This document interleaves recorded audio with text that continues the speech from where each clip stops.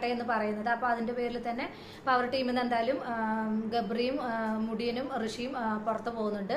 പുറത്ത് പോയിട്ട് പിന്നെ അവർ അവിടെ കളിക്കാൻ ആർക്കാണ് ഇതെന്നുള്ളത് ചോദിച്ചപ്പോൾ ജിൻഡോയും പിന്നെ സായി, നന്ദന, അതുപോലെ തന്നെ ജാസ്മിനും വരുന്നുണ്ട്. അപ്പോൾ അതിൽ അവരൊരു ഡിബേറ്റ് എന്തോ വെക്കുന്നുണ്ട് തോന്നുന്നു. ഇവനുണ്ട്, സിജോയും ഉണ്ട് തോന്നുന്നു. അപ്പോൾ അതിലെന്തോ ഒരു ഡിബേറ്റിൽ ഇവരാണ് തോന്നുന്നു ജയിക്കുന്നത്. അപ്പോൾ അങ്ങനെയാണ് പ്രൊമോ കാണിക്കുന്നുണ്ടായിരുന്നത്. സായും നന്ദനയാണ് അതിൽ ജയിക്കുന്നുണ്ടായിരുന്നത്. അപ്പോൾ അവരാണ് ഇനി പുതിയ പവർ ടീമിലേക്ക് കയറുന്നത്. അപ്പോൾ ശരണ്യ, ശ്രീരേഖയും ശരണ്യം പിന്നെ പറയാൻ വേണ്ട, അത് അതിനേക്കാൾ പാഷാണത് കൃമിയായിട്ടാണ് ശ്രീരേഖ വരുന്നത്. ശ്രീരേഖ എല്ലാവരും സ്ക്രൂ മുറുക്കി വിടും, എന്നിട്ട് ശ്രീരേഖ ഒന്നും അറിയാത്ത രീതിയിൽ മാറി നിൽക്കും. അങ്ങനത്തെ ഒരു ഇതാണ്. അവളും പവർ ടീമിൽ നിന്ന് മാറുന്നതായിരിക്കും ഏറ്റവും നല്ലത്. അത് അതിനേക്കാളും പാഷാണത്തെ കൃമിയാണ്.